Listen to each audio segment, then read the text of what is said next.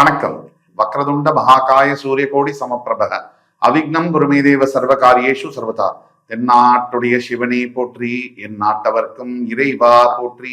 அன்பர்களே, நண்பர்களே, இந்த புத்தம் புதிய காணொலியில் உங்கள் அத்தனை பேரையும் சந்திப்பதில் மிக்க மகிழ்ச்சி கொள்கிறேன்.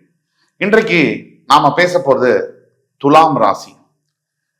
எல்லாருடைய வாழ்க்கையிலுமே ஏதாவது ஒரு பிரச்சனை இருந்துட்டே இருக்கும். வாழ்க்கையில எல்லாருக்குமே சில முக்கியமான விஷயங்கள் இருக்கு. அதுல திருமணம் மிக முக்கியமான ஒரு முடிவு. இப்போ ஒரு எடுத்துக்காட்டுக்கு, எல்லா கணவன் மனைவிக்குள்ள எல்லாருக்குள்ளயுமே எல்லா குடும்பத்திலையுமே பிரச்சனைகள் என்பது இருக்கு. அது பெரிய விஷயம் இல்லை. ஆனா திருமண வாழ்க்கை மற்றும் ஒருத்தருக்கு சரியா அமையலைன்னா அந்த வாழ்க்கையில எந்தவித பிடிப்பும் இல்லாத அளவுக்கு மனசு கஷ்டப்படுது. ஒரு எடுத்துக்காட்டுக்கு, நாம ஒரு பக்கம் ஒரு தராசுல மிகப்பெரிய காசு இருக்கு, பணம் இருக்கு, வசதி இருக்கு, புகழ் இருக்கு, அதிகாரம், பலம், பதவி, அந்தஸ்து எல்லாமே இருக்கு.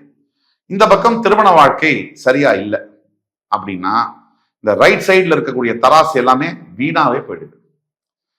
திருமண பந்தம் நல்லா இருக்கு அப்படின்னா ஓரளவுக்கு சம்பளம், ஒரு சின்ன குடிசையில ஓரளவுக்கு குடும்பம் நடத்துற அளவுக்கு வருமானம், ஓரளவுக்கு இது வசதி, ஆரோக்கியம் இதெல்லாம் இருந்தா கூட அந்த வாழ்க்கை எவ்வளவு இனிப்பா இருக்கு. அப்போ திருமண பந்தம் அப்படிங்கிறது ஒரு மிகப்பெரிய ஒரு சக்தியாக நம் எல்லோருடைய வாழ்க்கையிலும் இருக்கு. இப்ப எந்தெந்த அடிப்படையில துலாம் ராசி நேயர்களுக்கு எந்தெந்த அடிப்படையில திருமண பந்தம், அது மூலியமா திருமணத்திற்கு பிறகு வாழ்க்கை பெரிய அளவுல சக்சஸ் பண்றது அமைப்பு எப்படி இருக்கும், அதெல்லாம் நம்ம பார்க்க போறோம். எந்தெந்த சினாரியோல இந்த மாதிரி அமைப்புகள் வரும். ஏன்னா இதை வச்சுதான் துலாம் ராசி அன்பர்கள் தங்களுடைய வாழ்க்கையில சப்போஸ் கணவன் மனைக்குள்ள பிரச்சனை இருக்குன்னா அதுக்கு தீர்வுகள் இருக்கா இல்லையான்னு கீழே கொடுக்கப்பட்டுள்ள வாட்ஸ்அப் நம்பர்ல எங்கள்கிட்ட ஆன்லைன் கன்சல்டேஷன் பாத்தீங்கன்னாலோ இல்ல நேரடி கன்சல்டேஷன்ல வந்தாலோ துல்லியமாக உங்களுக்கான ப்ரெடிக்ஷன்ஸை சொல்லி, உங்க மேரிட்டல் ரிலேஷன்ஷிப்ல ப்ராப்ளம் இருந்தாலும் அதற்கான ரெமெடிஸை சொல்லி அத சொல்யூஷன் என்னன்றதை பார்த்து சரி செய்ய முடியும். ஆனால் இதுல என்னன்னா, ஜோதிடம் சார்ந்த விஷயங்கள்ல பொறுமையும் பக்தியும் அவசியம். ஆக துலாம் ராசினியர்களுக்கு திருமணத்திற்கு அப்புறம் யார் யாருக்கெல்லாம் மிகப்பெரிய வாழ்க்கை அமையும், நினைச்சதெல்லாம் நடக்கும், அபண்டன்ட் வெல்த், ப்ராஸ்பரிட்டி எல்லாம் கிடைக்கும் அப்படிங்கிறத பத்தி பார்ப்போம் வாங்க. ஒரு துலாம் ராசி என்பர் இருக்கார். அவருடைய ஜாதகத்துல சுக்கிரனும் குருவும் நேரடி தொடர்புல பார்த்துக்கிட்டாலோ, சுக்கிரன் குரு இணைந்து இருந்தாலோ அவர்களுடைய வாழ்க்கையில பெரிய அளவிலான வெல்த், அதாவது மிகப்பெரிய சொத்து சேர்க்கிறது, லக்ஸரியான வாழ்க்கை வாழ்வது, ப்ராஸ்பரிட்டி என்று சொல்லக்கூடிய ப்ராஸ்பரிட்டினா வெறும் மனம் மட்டும் சேர்க்கிறது இல்லை, மரியாதை, செல்வாக்கு, அங்கீகாரம், மக்களால் மதிக்கப்படக்கூடிய நிலைமை, இதெல்லாம் சேர்ந்ததுதான் ப்ராஸ்பரிட்டி. முகத்துல தேஜஸ், நல்ல ஆடைகள், அணிகலன்கள் எல்லாம் சேர்ந்ததுதான் ப்ராஸ்பரிட்டின்னு சொல்றோம். இப்ப ப்ராஸ்பரிட்டி அது மட்டுமா, பெரிய அளவுல மிகப்பெரிய என்ன சொல்றது அதிகார பலம் எல்லாம் கிடைக்கிறதெல்லாம் இந்த திருமணத்திற்கு பிறகு நடக்கக்கூடிய வாய்ப்புகள் இருக்கு. எஸ்பெஷலி 37, 38 வயசுக்கு பிறகு துலாம் ராசி என்பவர்களுக்கு உங்க பிறப்பு ஜாதகத்துல சுக்கிரன் குரு சம்பந்தம் இருந்தால் நாம் சொன்னதெல்லாம் 75% நடந்தே தீரும். ஏன்னா இந்த ஜாதகம், ஜோதிடம் என்பது ஒவ்வொரு பிறப்பு ஜாதகம் இருக்கு, அது யூனிக். அந்த பிறப்பு ஜாதகம் தனித்துவம் பெற்றது. நாம் சொல்லக்கூடிய பலன்கள் 75-80% நேர்களுக்கு பொருந்தும். 20% பிறப்பு ஜாதகத்துல விதி விலக்குகள் இருந்தால் அப்போ பிறப்பு ஜாதகத்தை எங்கள்கிட்ட காமிக்கணும். நீங்க கன்சல்டேஷன் வரும்போது பார்த்துட்டு அதற்கும் தீர்வுகள் இருந்தால் கூற முடியும். ஆக ஒட்டுமொத்தத்துல இந்த துலாம் ராசி என்பவர்களுக்கு சுக்கிரன் குரு இணைவு என்பது உங்கள் திருமணத்திற்கு பிறகு கிட்டத்தட்ட 37-38 வயதுக்கு பிறகு வாழ்க்கையில் அபரிவிதமான ராஜயோகங்களை வழங்கும். அதுல சந்தேகமே தேவையில்லை. அடுத்து, நீங்கள் துலாம் ராசி, உங்கள் பிறப்பு ஜாதகத்தில் உங்கள் லக்னத்துக்கு 2ஆம் இடத்துக்கு அதிபதியும் சுக்கிரனும் தொடர்பு கொண்டால், அல்லது 2ஆம் இட அதிபதி சுக்கிரனாகவே வந்தால், இப்ப மேஷம், இப்போ கன்னிக்கெல்லாம் பாத்தீங்கன்னா 2ஆம் இட அதிபதி சுக்கிரன், அவர் வலு பெற்றிருந்தால், அல்லது செகண்ட் லார்ட் இன் த 11th ஹவுஸ் அப்படின்னு சொல்லுவாங்க.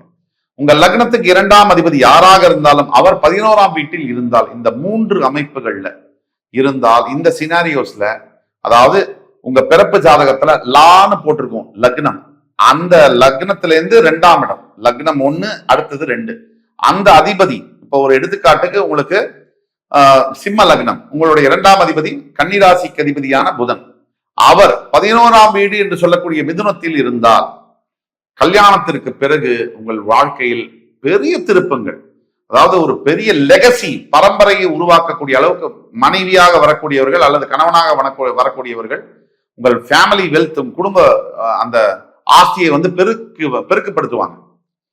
அதாவது கணவனாக வரக்கூடியவர்கள் மனைவியாக வரக்கூடியவர்கள் உங்களுடைய குடும்ப ஆஸ்தியை பல மடங்கு பெருக்குவார்கள். அது மட்டும் இல்ல, உங்க குடும்ப வேல்யூன்னு இருக்கு. ஒரு சில குடும்பத்தை பார்த்தா சமுதாயத்துல வணக்கம், அவங்க மேல தனி மரியாதை இதெல்லாம் வரும்.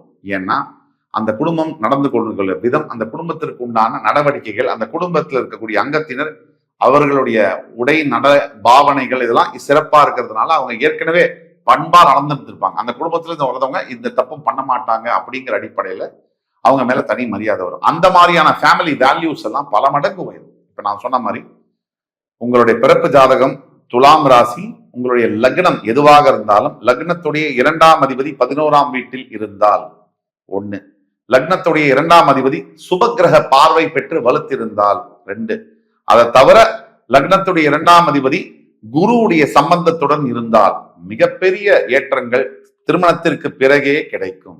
அடுத்தபடியாக துலாம் ராசினியர்களுக்கு பிறப்பு ஜாதகத்துல 2ஆம் அதிபதியும் 7ஆம் அதிபதியும் பரிவர்த்தனை ஆகி இருந்தால், அதாவது 2ஆம் அதிபதியும் 7ஆம் வீட்டுல, 7ஆம் அதிபதி என்னமோ 2ஆம் வீட்டுல, லக்னத்துக்கு 2ஆம் அதிபதியும் 7ஆம் அதிபதியும் பரிவர்த்தனை எக்ஸ்சேஞ்ச் ஆஃப் ஹவுசஸ் சொல்றோம். அந்த மாதிரி இருந்தால் திருமணத்திற்கு பிறகு ஸ்ட்ராங் growth ப்ராஸ்பரிட்டியில இருக்கும், ஸ்ட்ராங் வெல்த் அக்யூமுலேஷன் இருக்கும். நம்ம சொல்றோம் 200 கோடி 300 கோடி, சாதாரணமாக இருந்த அந்த கணவர் வந்து 300 கோடிக்கு அதிபதி ஆவார் திருமணத்துக்கு பிறகு.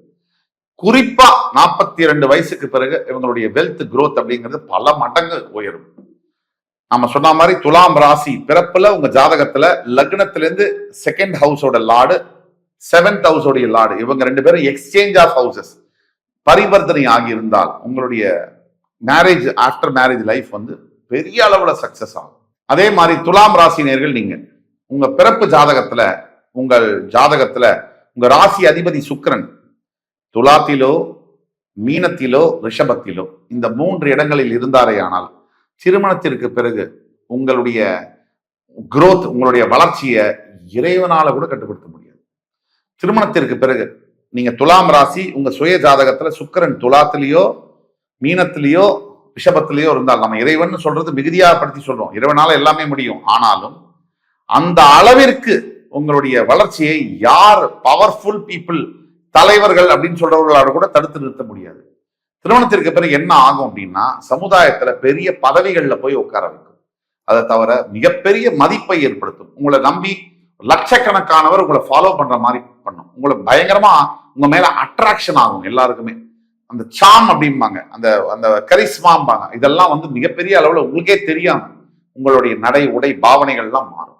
நீங்க துலாம் ராசி உங்க பிறப்பு ஜாதகத்துல சுக்கிரன் துலாம் மீனம் ரிஷபத்தில் ஆட்சி பெற்று நேர்கதியில் இருக்க வேண்டும், வக்ரகதி அடையக்கூடாது. இந்த நிலையில இருந்தால் மிகப்பெரிய அளவில் கல்யாணத்திற்கு பிறகு வாழ்க்கையில இமாலய மாற்றங்கள் வெற்றிகள் நடந்தே தீரும். அதே மாதிரி நீங்க துலாம் ராசி உங்களோட பிறப்பு ஜாதகத்துல உங்க லக்னத்திலிருந்து 7ஆம் அதிபதி கலத்திரஸ்தான அதிபதி, அவர் 9ஆம் வீடு 10ஆம் வீடு அதிபதியோடு தொடர்பு கொண்டிருந்தால் உங்களுடைய வாழ்க்கையில திடீர் திருப்பங்கள், திடீர் அபூர்வ ராஜயோகங்கள் நடக்கும். குறிப்பா 35 36 வயசுக்கு மேல நடக்கும். இன்னொரு விஷயம் என்னன்னா உங்களோட மனைவியோ கணவனோ உங்களுக்கு வந்து ஒரு டிவைன் ஃபோர்ஸ் மாதிரி இருப்பாங்க. கடவுளே நேர்ல வந்து கணவனாவோ மனைவியாவோ வந்த மாதிரி ஒரு லைஃப் பார்ட்னர் கிடைப்பாங்க. அது மட்டும் இல்ல, அவங்க வந்து உங்களுக்கு அவங்களுடைய சப்போர்ட்டை வச்சுதான் நீங்க பெரிய லட்சக்கணக்கான கோடிக்கணக்கான உயரங்களை எட்ட முடியும். அதே மாதிரி உங்களுடைய வாழ்க்கை துணை ஒரு டெஸ்டினி கேட்டலிஸ்ட் மாதிரி, அதாவது விதியை தீர்மானிக்கக்கூடிய ஒரு பதவியில அவங்க இருப்பாங்க. எல்லா கணவன் மனைவியும் அப்படிதான். ஆனாலும் இவர்கள் உங்களுடைய நல்ல விதியை இவர்கள் கையால் இவர்கள் எழுதுவார்கள்.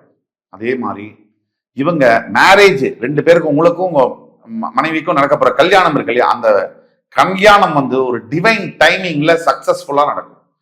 அப்படி எதிர்பார்க்காத போது டக்குன்னு அமையும். அதுதான் துலாம் ராசினியர்களுடைய பிறப்பு ஜாதகத்துல லக்னத்துடைய 7ஆம் அதிபதி கலத்திரஸ்தானாதிபதி 9 மற்றும் 10ஆம் அதிபதியுடன் கனெக்ட் ஆகியிருந்தால், சேர்ந்திருந்தால் நாம சொன்னது நடக்கும். ஆக துலாம் ராசி நேயர்களுக்கு இதுக்கு மேல ஏதாவது சந்தேகம் இருக்குன்னா கீழே கொடுக்கப்பட்டுள்ள வாட்ஸ்அப் நம்பர்ல எங்களை கேட்டு ஆன்லைன் கன்சல்டேஷன் வாங்கியோ அல்லது நேரடி கன்சல்டேஷன் வாங்கியோ கேட்டீங்கன்னா உங்களுடைய ஜாதகத்தை துல்லியமா ப்ரெடிக்ட் பண்ண முடியும்.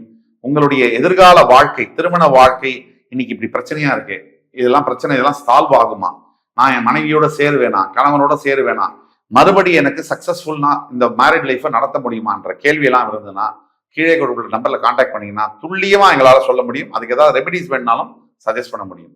இந்த எபிசோடு உங்களுக்கு பிடிச்சிருக்கும்னு நம்புறேன். அடுத்து வரும் காணொலியில் வேறொரு தகவலுடன் உங்களை மறுபடி சந்திக்கும் வரை உங்களிடமிருந்து விடைபெறுவது உங்கள் சுபாஷ் பாலகிருஷ்ணன். நன்றி, வணக்கம், வாழ்க வளமுடன்.